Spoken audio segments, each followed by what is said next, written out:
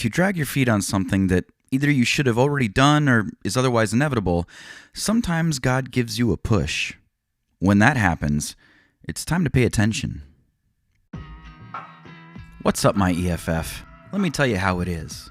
You're listening to God Jots, a podcast that explores the nature of love, compassion, joy, and the real-life connection between human beings. I'm Ender Bowen, Nashville, Tennessee rock pop artist, author, husband, father, complete dork, and aspiring compassionist. Sit back, relax, and be prepared to laugh, cry, maybe even shake your fist at the moon for some reason. You've had that car for over 10 years. It's time to get a new one. That's what I imagined God was saying to me as I stepped out of my vehicle to check on the driver of the other car. On my way to work one Thursday morning, a Buick Park Avenue going the opposite direction turned into my lane, attempting to pull into a parking lot to my right. The driver either didn't see me or thought she could beat me, but there was barely time to react.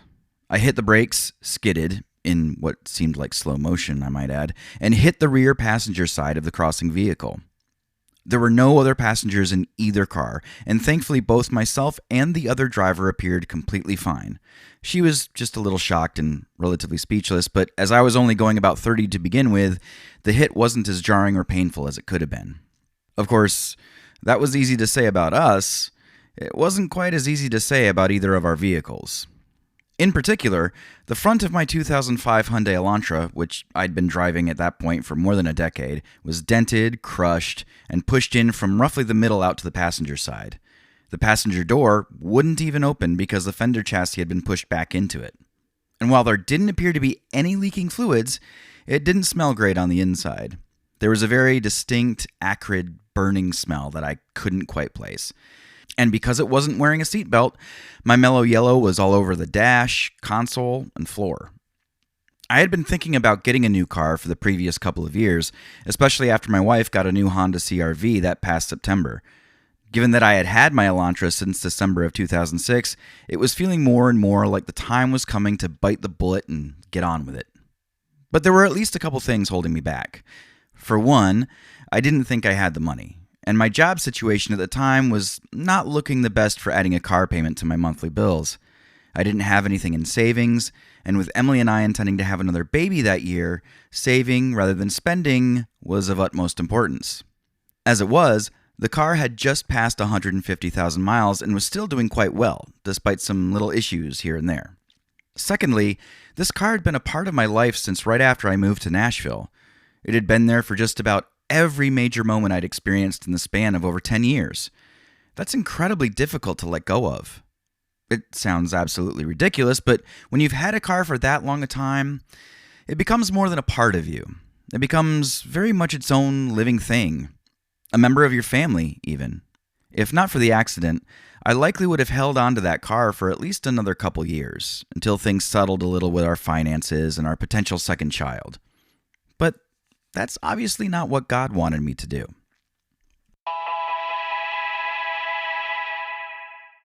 I pulled the rental car into the tow lot and parked next to the old Elantra. It looked old, beaten, and sad, like I'd abandoned it or left it to die. I didn't like that feeling.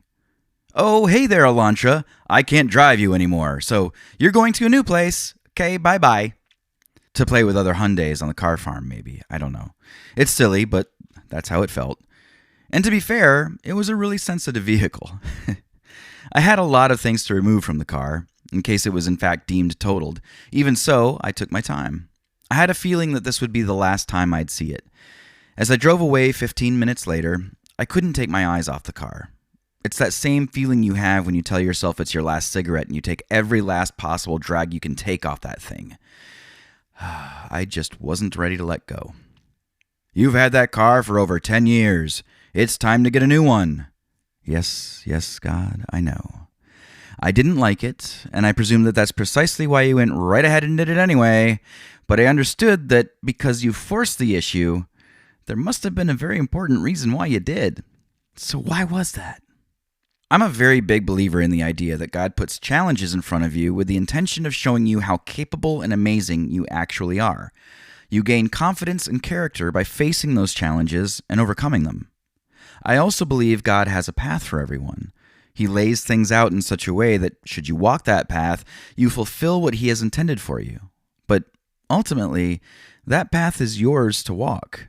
It's up to you to make the choices that lead you to your destiny. What I've learned with this experience, and actually a few others that happened that particular year, is that sometimes God gives you a push and makes the choice for you. It's a rare thing, but if you're able to look at the moment in hindsight, it becomes clear why He does this. Something was impending, and He needed to get involved pronto. God, get involved? Isn't He supposed to be kind of hands-off with this stuff? Well, yes and no. God is fascinating, and He isn't quite so simple as that. You're an 8-ball on a billiards table. God's intention is to get you into the corner pocket of His choice after He's taken care of all the other balls. He had a beautiful break, as He would, and everything seems lined up for Him to work His way from one ball to the next until He finally comes to you. But you, you little 8-ball, you have free will, don't you? God lines up the 6 and sinks it, and for some reason you decide to get adventurous and roll your way over to a side pocket, but it's not time yet. God is still lining all of this up for you. Oblivious, you roll along, heading for that side pocket, where you'll disappear forever, ending the game of you. So what does God do about that? He cheats. Now, by saying He cheats, what I mean is that He breaks the rules of the reality He's created. He does something very purposeful in your life. In this case, He grabs your silly little 8-ball face and moves you back to the middle of the table. Or, perhaps, He sticks the 3 in your way. In any event, He breaks through and does something, because He has to. And you know He does this. How could something like Jesus Christ happen otherwise? He's shown you this stuff before. As it is, trusting God doesn't seem to make much sense if He isn't somehow actively involved in your life, right? I don't know yet why God stepped in and cheated for me. It's too early to tell, even now. I may not ever really know. Sometimes it's very clear why, and other times you just have to take it on faith. Nonetheless, I know God is looking out for me. I know He enacts drastic measures when there's something that needs immediate attention. I lament the loss of a gigantic piece of my life, but I rejoice in the fact that it's part of something bigger, something incredible that God has planned for me. So keep your heart open. Know that when God gives you a push, something amazing is indeed waiting for you.